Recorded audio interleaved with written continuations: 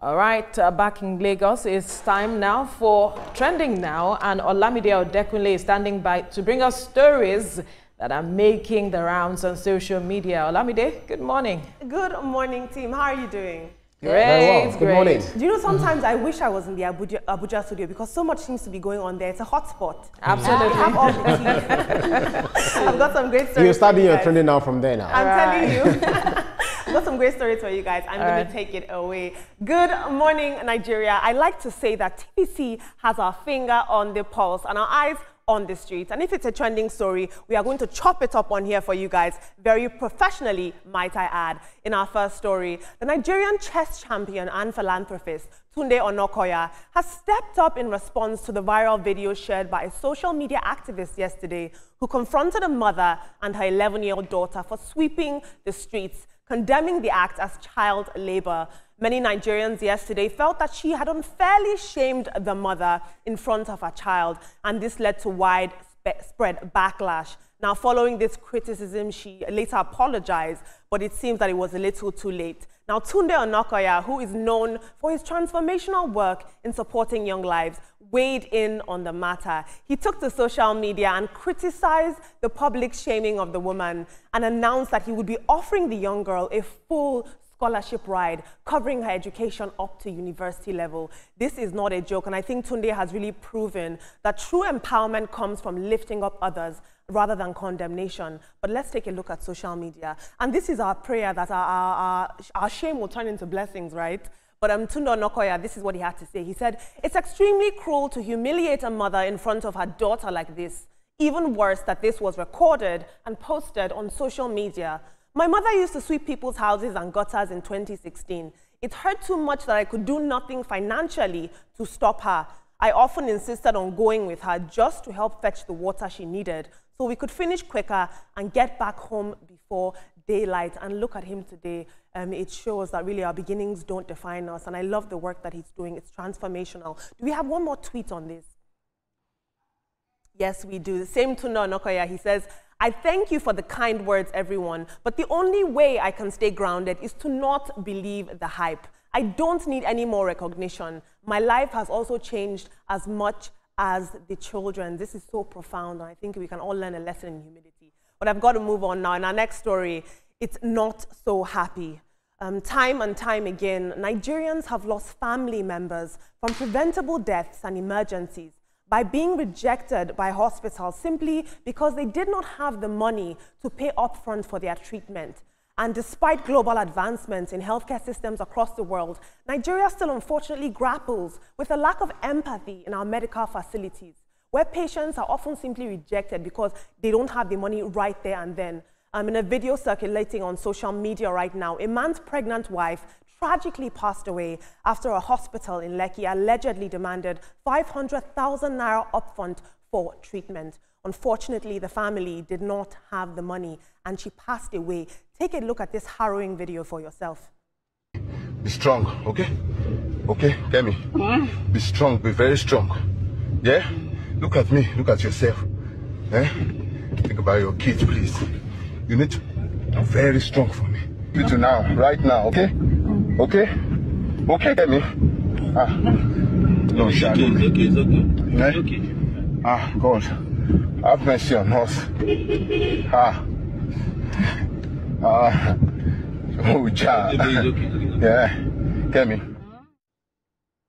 It is absolutely heartbreaking and distressing to see that in our country, things like this are still happening. You have to excuse me.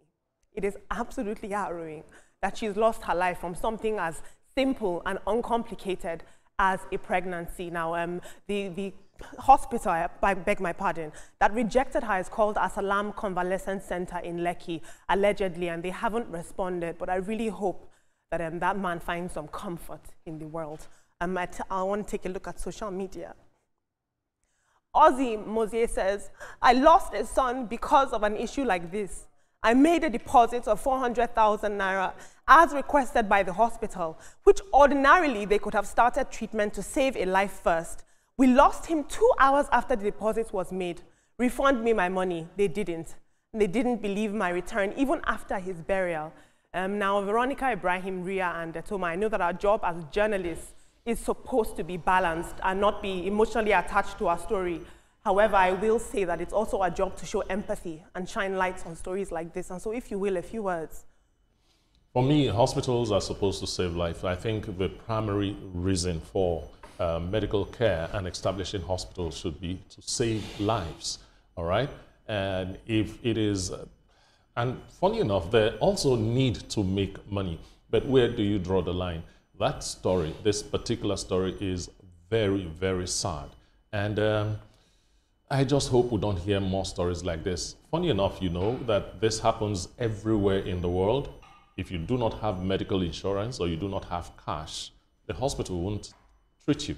You know, we see that a whole lot, not only in Nigeria. Yeah. Unfortunately, she passed. May God rest her soul and, you know, just give the husband comfort. She was bringing life and it eventually took her life.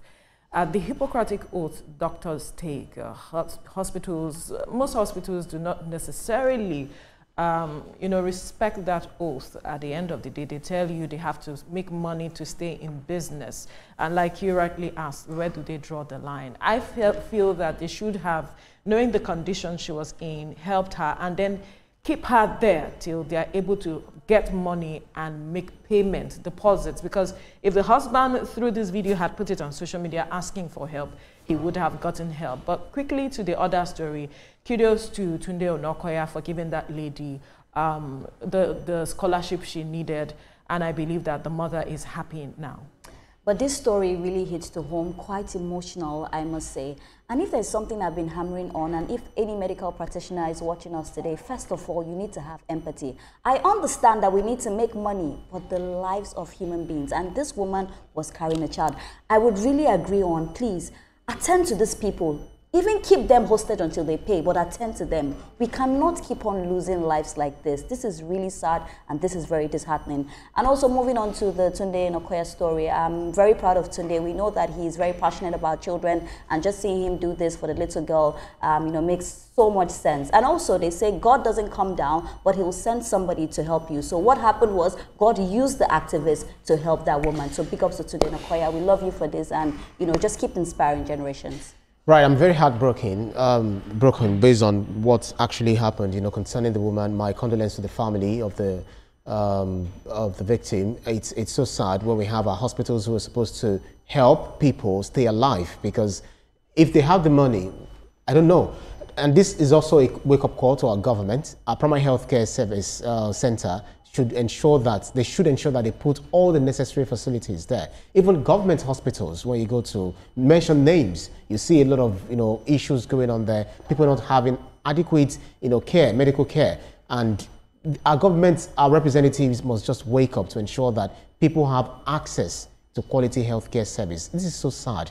And my condolences once again.